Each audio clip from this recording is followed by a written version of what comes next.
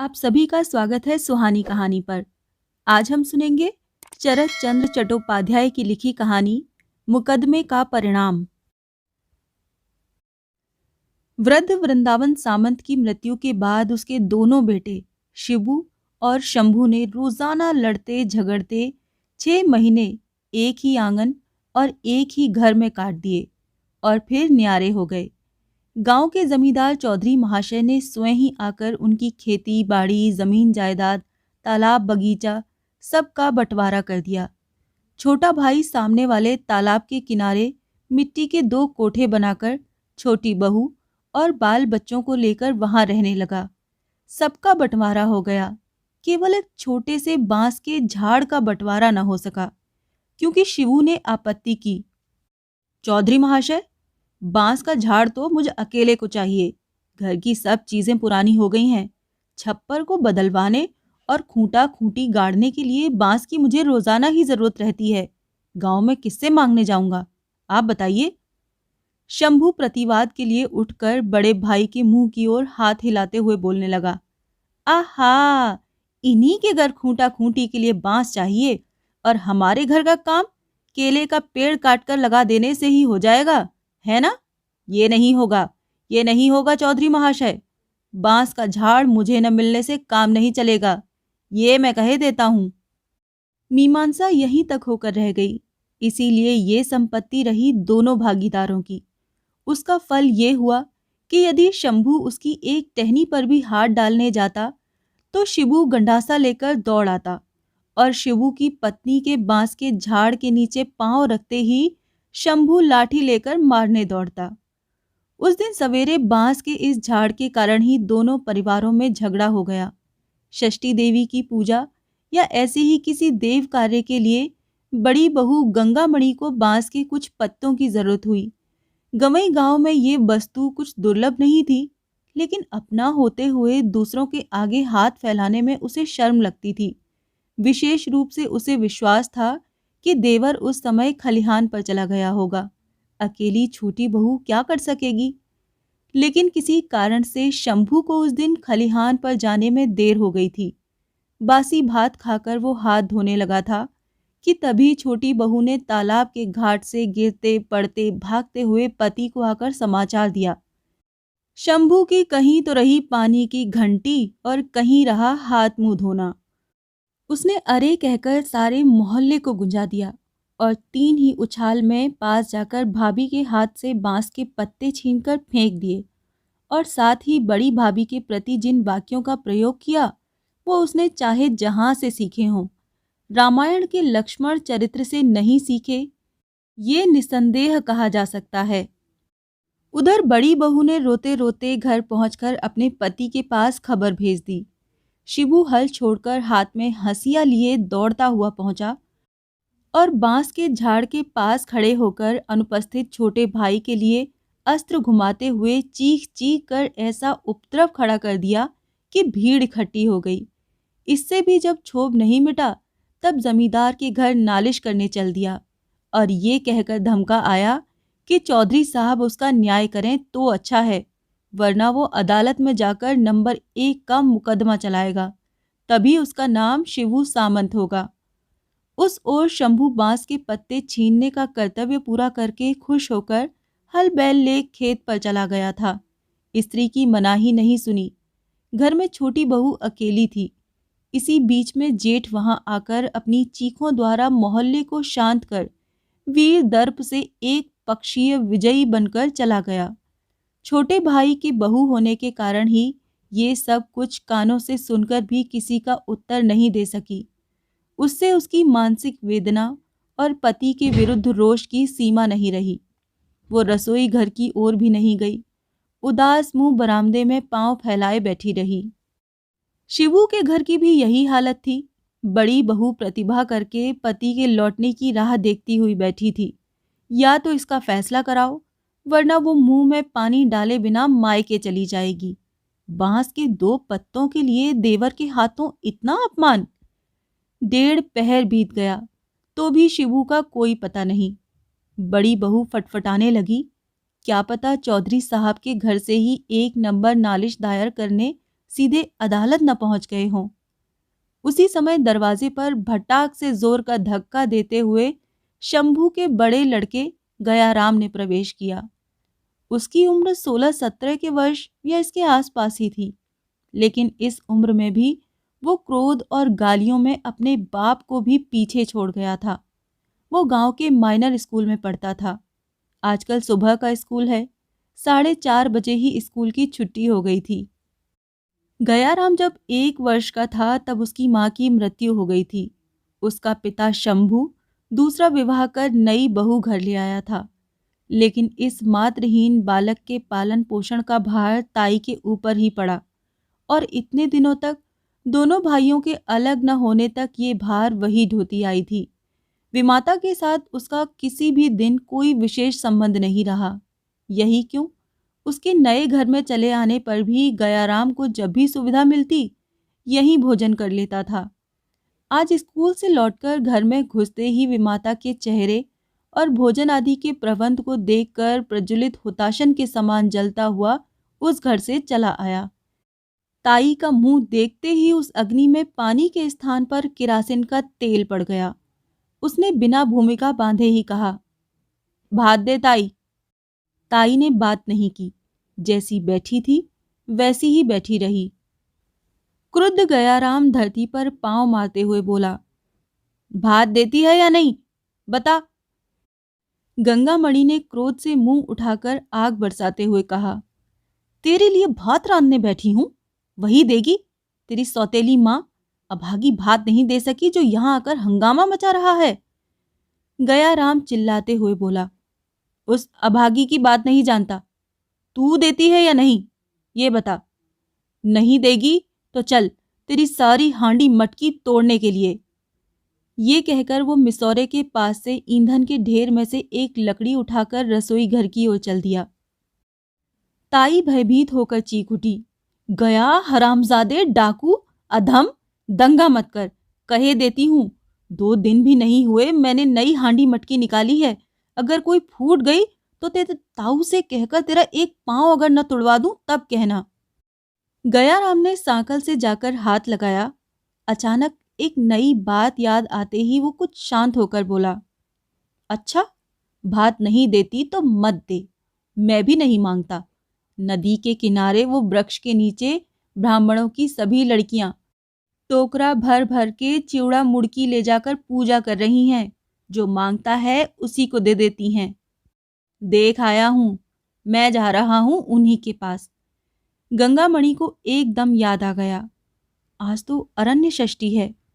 पल भर में ही उसका कठोर मन कोमलता की ओर झुक गया। फिर भी चेहरे पर कठोरता बनाए हुए रखकर बोली, तो जाना, देखूं कैसे खाता है। देख लेना, कहकर गयाराम एक फटा अंगोछा खींचकर कमर पर लपेटते हुए जाने लगा तो गंगामणि उत्तेजित होकर बोली, आज षष्ठी के दिन अगर दूसरे के घर खाया तो तेरी क्या दुर्गति होगी, उसे देखना अभागे। गयाराम ने उत्तर नहीं दिया। रसोई घर में घुसकर एक खोंच तेल लेकर सिर पर मलते मलते बाहर निकलते देख ताई आंगन में आकर डराती हुई कहने लगी, डकैत है, देवी देवता के साथ गंवारपन, डुबकी लगाकर न लौटा तो अच्छा नहीं होगा, कहे देती हूँ। आज मैं वैसे ही गुस्से में हूँ। लेकिन गयाराम डरने वाला लड़का नहीं है। दांत निकालकर ताई को अंगूठा दिखाता हुआ भाग गया। गंगामणि उसके पीछे पीछे सड़क तक आई और चिल्लाने लगी, आज षष्ठी के दिन किसके लड़के भात खाते हैं जो तू भी भात खाना चाहता है। पटाली गुड़ के संदेश से दूध दही से फलाहार नहीं कर सकता। ये जो तू जाएगा दूसरे के घर मांग कर खाने के लिए, केवट के घर तू ऐसा नवाब जन्मा है। कुछ दूर रुककर गया ने कहा, तो तूने दिया क्यों नहीं जलमुही, क्यों कहा कि कुछ नहीं है। गाल पर हाथ रखकर चकित हुई गंगामणि बोली, अरे सुनो तो इस लड़के की बातें। मैंने तुझसे कब कहा कि कुछ नहीं है, न कहीं स्नान न कुछ, डाकू की तरह बस कहा दे भात। भात क्या आज खाया जाता है जो देती। मैं कहती हूँ सब कुछ तो है, डुबकी तो लगा। गया ने कहा, सड़ जाएगा तेरा फलाहार, रोज रोज अभागिनें लड़ाई करेंगी और रसोई घर की सांकल चढ़ाकर पांव फैलाए बैठी रहेंगी और रोज मैं तीसरे पहर सूखा भात खाऊंगा? नहीं, मैं तुम लोगों में से किसी के भी घर नहीं खाना चाहता। उसे हर हर करते जाते देख गंगामणि वहीं खड़ी रोती रोती गला फाड़ने लगी। आज षष्ठी के दिन किसी से मांग कर खाकर अमंगल मत करना मेरे राजा बेटे, तुझे 4 पैसे दूंगी रे। गंगाराम ने भौं भी नहीं उठाई, झटपट चला गया। चलते चलते कह गया, मुझे नहीं चाहिए फलाहार, मुझे नहीं चाहिए पैसा, तेरे फलाहार पर मैं। वो आंखों से ओझल हो गया। घर लौटकर गंगामणि क्रोध, दुख और अभिमान से निर्जीव की तरह बरामदे में आ बैठी और गया के दुर्व्यवहार से मर्माहत होकर उसकी विमाता को कोसने लगी। लेकिन नदी के मार्ग पर चलते चलते गया के कानों में ताई की बातें गूंजने लगीं। एक तो अच्छे भोजन के प्रति उसे आरंभ से ही अधिक लालच था। पटाली, गुड़ के संदेश, दही, दूध, पके केले, उसके अंदर 4 पैसे दक्षिणा। उसका मन बहुत जल्दी नर्म होने लगा। स्नान कर गया राम प्रचंड भूख लिए लौट आया। आंगन में खड़े होकर पुकारा, फलाहार की सारी चीजें जल्दी लेकर आओ ताई, मुझे बड़ी भूख लग रही है। अगर पटाली संदेश कम देगी तो आज तुझे भी खा जाऊंगा। गंगामणि तभी गाय की टहल करने के लिए ग्वाल घर में घुसी थी। गया की पुकार सुनकर मन ही मन अपनी भूल समझ गई। घर में गुड़, दही, चिवड़ा सब था, लेकिन पके केले नहीं थे, पटाली गुड़ के संदेश भी नहीं थे। तब तो गया को अटकाने के लिए मुंह में जो आया था वो कहकर लालच दिखा दिया था। उसने वहीं से उत्तर देते हुए कहा, तू झटपट भीगे कपड़े बदल ले बेटा, मैं तालाब में हाथ धोकर आती हूँ, जल्दी आ। कहकर हुक्म चलाता हुआ गया कपड़े बदलकर स्वयं ही एक आसन बिछाकर घंटी में पानी भरकर तैयार होकर बैठ गया। गंगामणि झटपट हाथ धोकर लौट आई और उसे खुश देखकर प्रसन्न होती हुई बोली, यही तो मेरा राजा बेटा है, बात ही बात में नाराज होना क्या अच्छी बात है बेटा। कहकर उसने भंडार में से भोजन की सभी चीजें लाकर सामने रख दी। गया राम ने पल भर में सारी चीजों को देखकर तेज आवाज में पूछा, पके केले कहाँ हैं? गंगामणि इधर उधर करती हुई बोली, ढांकने की याद ही नहीं रही बेटा, चूहे सब खा गए, एक बिल्ली पाले बिना अब काम नहीं चलेगा। गया हंस कर बोला, चूहे कब खा गए? तेरे पास थे नहीं, ये क्यों नहीं कहती? गंगामणि अवाक होकर बोली, ये क्या कह रहा है रे, चूहे केले नहीं खाते क्या? गया दही चिवड़ा मिलाते मिलाते बोला, अच्छा खाते हैं, केलों की मुझे जरूरत नहीं, पठाली संदेश लिया, कम मत लाना, अच्छा। ताई फिर भंडार घर में जाकर झूठ मूठ को कुछ देर तक हांडी मटकी हिलाकर भयभीत सी होकर कह उठी, अरे उन्हें भी चूहे खा गए बेटा, एक भी नहीं बचा, न जाने कब भूल से हांडी का मुंह खुला छोड़ गई। उसकी बात समाप्त होते न होते गया आंखें लाल कर चिल्ला उठा, पटाली गुड़ को चूहे कब खाते हैं राक्षसी? मेरे साथ चालाकी, तेरे पास अगर कुछ नहीं था तो मुझे बुलाया क्यों? ताई आकर बोली, सच कहती हूं गया। गया उछलकर खड़ा हो गया, फिर भी कहती है सच है? जा, मैं तेरा कुछ नहीं खाना चाहता। कहकर उसने पांव की ठोकर मारकर सब चीजें आंगन में फैला दी। बोला, अच्छा मैं मजा चखाता हूं। ये कहकर वो उसी लकड़ी को उठाकर भंडार घर की ओर लपका। गंगामणि रुक रुक कहती हुई दौड़ पड़ी, लेकिन पलक झपकते क्रुद्ध गयाराम ने हांडी मटकी फोड़कर सारी चीजें फैलाकर एक कर दी। उसे रोकते हुए हाथ में मामूली सी चोट भी खा ली। ठीक उसी समय शिबू जमींदार के घर से लौट आया। हंगामा सुनकर चिल्लाते हुए कारण पूछा तो गंगामणि पति का सहारा पाकर रो उठी। गयाराम लकड़ी फेंक कर सरपट भाग खड़ा हुआ। शिबू ने क्षुब्ध स्वर में कहा, क्या बात है? गंगामणि ने रोते हुए कहा, गया सब कुछ बर्बाद करके और मेरे हाथ में चोट करके भाग गया, ये देखो सूज गया है। ये कहकर उसने पति को अपना हाथ दिखा दिया। शिबू के पीछे उसका छोटा साला था। होशियार और पढ़ा लिखा समझकर शिबू जमींदार के घर जाते समय उसे उस मोहल्ले से बुला ले गया था। उसने कहा, सामंत जी, ये सब छोटे सामंत की कारस्तानी है। उसी ने लड़के से ये काम कराया है। शिबू ने कोई उत्तर नहीं दिया।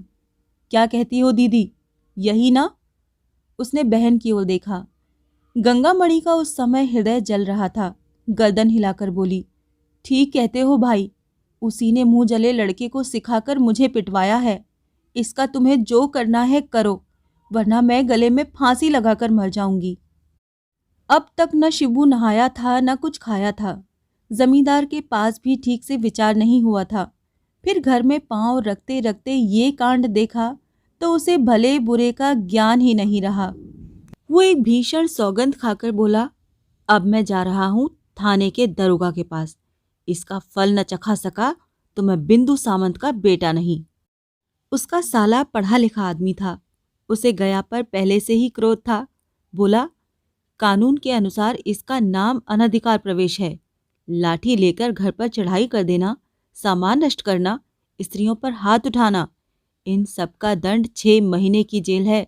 सामंत जी, तुम कमर कसकर खड़े हो जाओ। देखो मैं किस तरह बाप बेटे दोनों को एक साथ जेल भिजवाता हूं। शिबू ने फिर दुविधा नहीं की।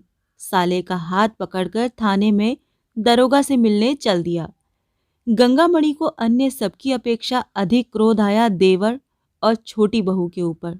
वो इसी बात को लेकर एक हलचल खड़ी करने के इरादे से किवाड़ की सांकल लगाकर उसी ईंधन की लकड़ी को हाथ में लिए देवर शंभू के आंगन में आ खड़ी हुई और ऊंचे स्वर में बोली, क्यों जी छोटे देवर, लड़के से मुझे पिटवाओगे? अब बाप बेटे एक साथ हवालात में जाओ। शंभू अपनी दूसरी पत्नी के बेटे के साथ फलाहार करके उठा ही था। भाभी की मूर्ति और उसके हाथ में जलाने की लकड़ी देखकर हैरान होकर बोला, क्या हुआ? मैं तो कुछ भी नहीं जानता। गंगामणि ने मुंह बिगाड़ते हुए उत्तर दिया, अधिक बनने की जरूरत नहीं है। दरोगा आ गया है, उससे कहना कि कुछ नहीं जानते। बात सच्ची है, स्वयं बड़ी बहू भी जानती है, लेकिन इस समय उदारता का समय नहीं था। उसने शंभू के मुंह पर ही सारे दोष रखकर झूठ सच लगाते हुए गया राम की करतूत सुना दी। इस लड़के को जो लोग जानते हैं, उन्हें इन घटना पर अविश्वास करना कठिन था। अल्पभाषी छोटी बहू ने अब मुंह खोला। पति से बोली, क्यों, जो मैंने कहा था वही हुआ या नहीं? कितनी बार कहा, इस डाकू लड़के को घर में मत घुसने दो, वरना तुम्हारे छोटे बेटे को मार मार कर किसी दिन खून कर डालेगा। ये बात तुम्हें ध्यान में ही नहीं आती थी, अब तो पक्की हो गई। शंभू ने चिरौरी करके गंगामणि से कहा, तुम्हें मेरी कसम बड़ी भाभी, दादा क्या सचमुच थाने गए हैं? उसके करुण कंठ स्वर से बहुत कुछ गर्म होकर बड़ी बहू ने जोर देकर कहा, तुम्हारी कसम देवर जी, गए हैं, साथ में मेरा पांचू भी गया है। शंभू अत्यंत भयभीत हो गया। छोटी बहू पति को लक्ष्य करके कहने लगी, रोजाना ही कहती हूँ दीदी, कहीं पर नदी के ऊपर जो पुल बन रहा है वहां ले जाकर उसे काम पर लगा दो। वो चाबुक मारेंगे और काम कराएंगे। भागकर जा नहीं सकता, 2 ही दिन में सीधा हो जाएगा। सो नहीं, स्कूल भेजते हैं पढ़ने को, जैसे वकील मुख्यात हो जाएगा। शंभू ने बाहर आकर कहा, अरे वहां क्या उसे यूं ही नहीं भेजा? सब लोग क्या वहां से घर लौट पाते हैं? आधे लोग मिट्टी में दबकर न जाने कहां चले जाते हैं, उनका पता तक नहीं चलता। छोटी बहू बोली, तब बाप बेटा मिलकर जेल काटो। बड़ी बहू चुप रही। शंभू उसका हाथ पकड़कर बोला, मैं कल ही छोकरे को ले जाकर पांचाला के पुल के काम में लगा दूंगा। भाभी, दादा को शांत करा, ऐसा फिर कभी नहीं होगा। उसकी पत्नी ने कहा, झगड़ा टंटा तो केवल इसी धींगड़ के कारण होता है। तुमने भी कई बार कहा दीदी, इसे घर के दरवाजे में मत घुसने दो, सिर पर मत चढ़ाओ। मैं कुछ कहती नहीं इससे, वरना उस महीने तुम्हारे अमर्तबान के केले की गहर को रात में कौन काट कर ले गया था? यही डाकू तो था। जैसा कुत्ता हो वैसा डंडा न होने पर क्या काम चलता है? पुल के काम में भेज दो, मोहल्ला शांत हो जाएगा। शंभू ने मां की सौगंध खाई कि कल जैसे भी हो छोकरे को गांव से निकाल कर ही वो पानी पिएगा। गंगामणि ने इस संबंध में कुछ नहीं कहा। हाथ की लकड़ी फेंककर चुपचाप घर लौट आई। पति अभी तक भूखे हैं। दोपहर के उदास मुख से रसोई घर में दोबारा बैठकर उन्हीं के भोजन की तैयारी कर रही थी। गयाराम ने ताक झांक कर दबे पांव घर में प्रवेश किया। घर में और किसी को न देख साहस करके एकदम पीछे से आवाज दी, ताई। ताई चौंक उठी लेकिन बोली नहीं। गयाराम ने दुखी भाव उसके पास धम से बैठते हुए कहा, अच्छा जो है वही दे दे, बड़ी भूख लगी है। खाने की बात से गंगामणि का शांत क्रोध पल भर में धधक उठा। उसकी ओर देखे बिना क्रुद्ध होकर बोली, बेहया जलमुहे, मेरे पास फिर आकर कहता है भूख, दूर हो यहां से। गया ने कहा, दूर हो जाऊं तेरे कहने से? ताई धमकाती हुई बोली, हरामजादा पाजी, मैं फिर दूंगी तुझे खाने को। गया बोला, तू नहीं देगी तो कौन देगा? क्यों, तूने चूहे को दोष लगाकर झूठी बात नहीं की? क्यों अच्छी तरह नहीं बोली? बेटा इसी से खा ले, आज और कुछ नहीं है। तब तो मुझे क्रोध नहीं आता। देना खाने को जल्दी राक्षसी, मेरा पेट जल रहा है। ताई पल भर चुप रहकर मन ही मन कुछ नर्म होती हुई बोली, पेट जल रहा है तो जाना अपनी सौतेली माँ के पास। सौतेली माँ के नाम से गया की आंखें भवक उठी। बोला, उस अभागी का मैं क्या फिर मुंह देखूंगा? घर में मछली पकड़ने का कांटा लेने गया था। बोली, दूर दूर, इस बार जेल का भात खाने को जा। मैं बोला, तेरा भात खाने के लिए मैं नहीं हूं, मैं ताई के पास जा रहा हूं। जलमुही शैतान है, इसी की वजह से पिताजी ने तेरे हाथ से बांस के पत्ते छीन लिए थे। ये कहकर उसने जोर से धरती पर पांव मारते हुए कहा, तू राक्षसी ने खुद ही पत्ते लेने जाकर क्यों अपमान कराया? मुझसे क्यों नहीं कहा? बांस की इस पूरी झाड़ में अगर आग न लगा दूं तो मेरा नाम नहीं। देख लेना अभागी मुझसे क्या बोली, जानता है? तेरी ताई ने ही थाने में खबर भेजी है। दरोगा आकर बांध ले जाएगा और तुझे जेल भेज देगा। सुनी अभागी की बात? गंगामणि ने कहा, तेरे ताऊ पांचू को साथ लेकर थाने ही तो गए हैं। तू मेरे ऊपर हाथ उठाता है, तेरी इतनी हिम्मत? पांचू मामा को गया फूटी आंख नहीं देख सकता था।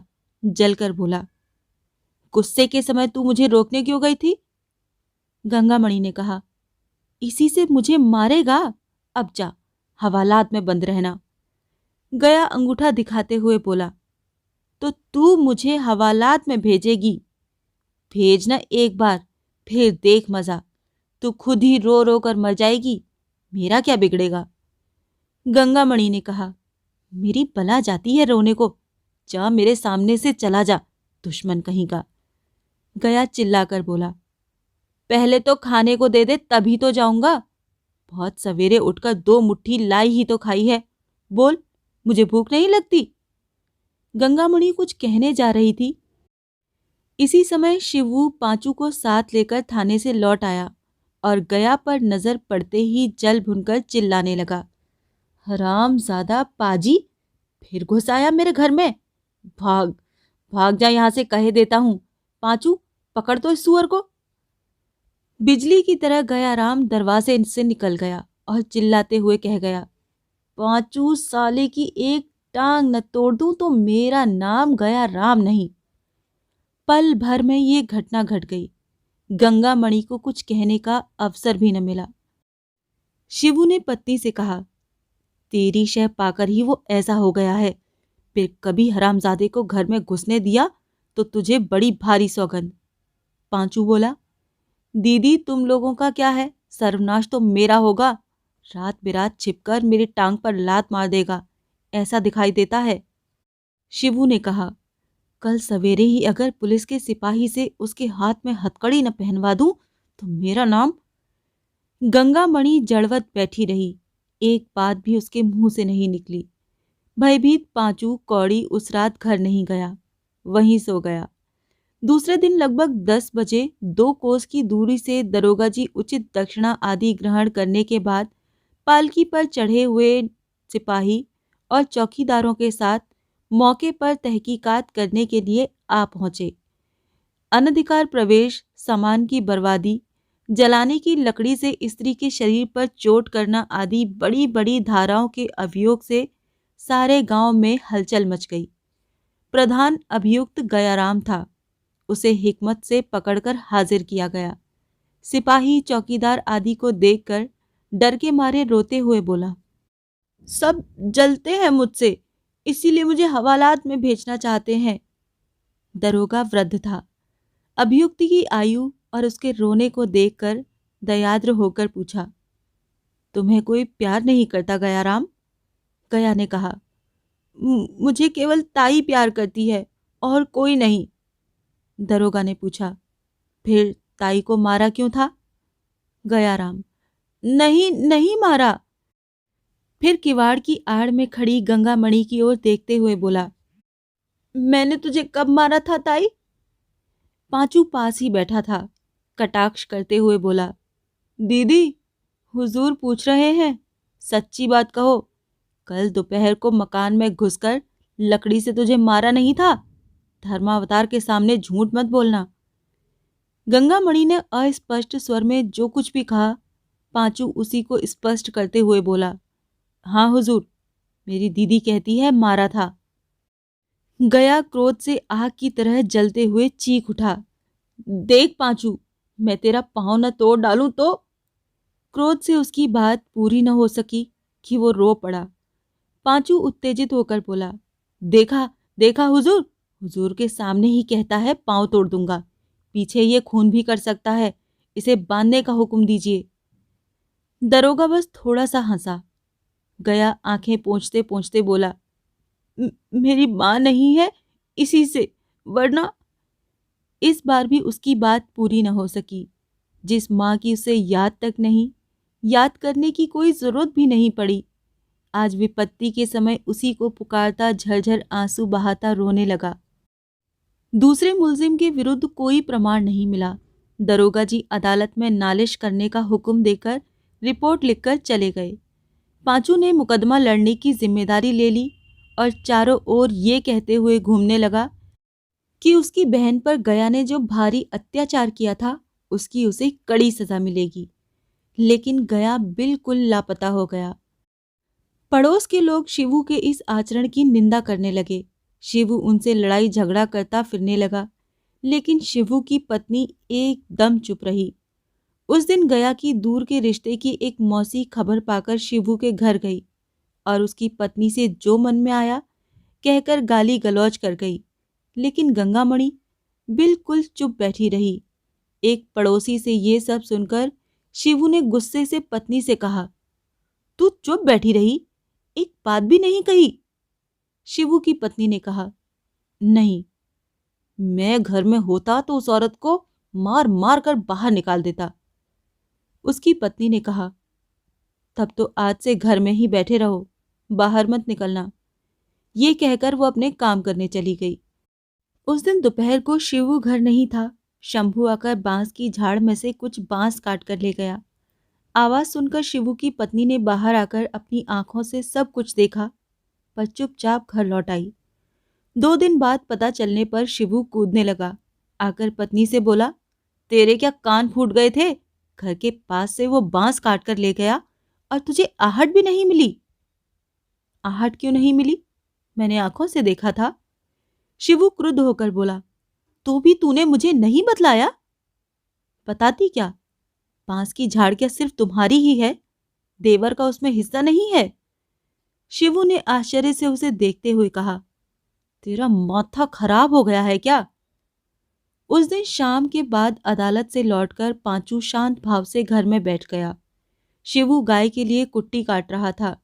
अंधेरे में उसके चेहरे और आंखों की मुस्कुराहट नहीं देख पाया। भयभीत होकर पूछा, क्या हुआ? पांचू गंभीरता पूर्वक तनिक हंसते हुए बोला, पांचू के रहने पर जो होता है वही हुआ। वारंट निकलवा कर लाया हूं। वो इस समय कहाँ है, इसका पता लगाना ही होगा। शिवू को एक तरह की भयानक जिद चढ़ गई थी। उसने कहा, चाहे जितना खर्च हो जाए रुपया, पर छोकरे को तो पकड़वाना ही है। उसे जेल भिजवा कर ही मैं अब आराम करूंगा। इसके बाद दोनों में तरह तरह के सलाह मशवरे होने लगे। रात के 11 बज गए, लेकिन अंदर से बुलावा नहीं आया। ये देखकर शिवू ने हैरान होकर रसोई घर में जाकर देखा, अंधेरा छाया हुआ था। सोने के कमरे में जाकर देखा, पत्नी धरती पर चटाई बिछाए सो रही है। क्रोध और आश्चर्य से पूछा, खाना बन गया तो मुझे बुलाया क्यों नहीं? गंगामणि धीरे से करवट लेकर बोली, किसने बनाया जो खाना बन गया? शिवू ने टोकते हुए कहा, अब तक नहीं बनाया? नहीं, मेरा शरीर ठीक नहीं है, आज नहीं बना सकूंगी, गंगामणि ने कहा। जोर की भूख से शिवू की आंतें जल रही थीं। वो बर्दाश्त न कर सका। सोती हुई पत्नी की पीठ पर लात मारते हुए बोला, आजकल रोज ही बीमार रहने लगी है, नहीं कर सकती तो निकल जा मेरे घर से। गंगामणि ने न तो कुछ कहा और न उठकर बैठी। जैसी सो रही थी वैसी ही पड़ी रही। उस रात साले बहनोई का भोजन न हो सका। सवेरे देखा, गंगामणि घर में नहीं है। कुछ देर बाद इधर उधर ढूंढ ढांड करने के बाद पांचू ने कहा, दीदी निश्चय ही हमारे घर चली गई है। पत्नी के इस प्रकार आकस्मिक परिवर्तन का कारण शिवू मन ही मन समझ रहा था, इसीलिए उसकी विरक्ति निरंतर बढ़ती जा रही थी। नालिश मुकदमे की ओर झुकाव कम होता जा रहा था। उसने बस ये कहा, चूल्हे में जाए, मुझे ढूंढने की जरूरत नहीं है। शाम को समाचार मिला, गंगामणि बाप के घर नहीं गई। पांचू ने तसल्ली देते हुए कहा, तब तो वो जरूर ही बुआ के घर गई है। उसकी एक धनी बुआ 5-6 कोस दूर एक गांव में रहती थी। पूजा पर्व के उपलक्ष्य में वो कभी कभी गंगामणि को लेवा ले जाती थी। शिवू पत्नी को बेहद प्यार करता था, लेकिन दिखावे के लिए बोला, जहां खुशी हो जाने दो, मरने दो। लेकिन भीतर ही भीतर दुखी और उत्सुक हो ही उठा। क्रोध के कारण 5-6 दिन बीत गए। काम काज और गाय बैलों के कारण गृहस्थी का काम एक तरह से रुक गया। एक दिन भी काटना कठिन हो गया। 7वें दिन वो स्वयं तो नहीं गया, लेकिन अपने पौरुष को भुलाकर बुआ के घर बैलगाड़ी भेज दी। दूसरे दिन सूनी गाड़ी लौट आई। समाचार मिला, वहां कोई नहीं है। शिवू माथे पर हाथ रखकर बैठ गया। सारे दिन स्नान भोजन नहीं हुआ। मुर्दे की तरह तख्त पर पड़ा रहा। पांचू ने अत्यंत उत्तेजित अवस्था में घर में कदम रखते हुए कहा, सामंत जी, पता मिल गया। शिवू ने जल्दी से उठकर बैठते हुए पूछा, कहाँ है? किसने खबर दी? गाड़ी ले चलो ना, अभी दोनों जने चलें।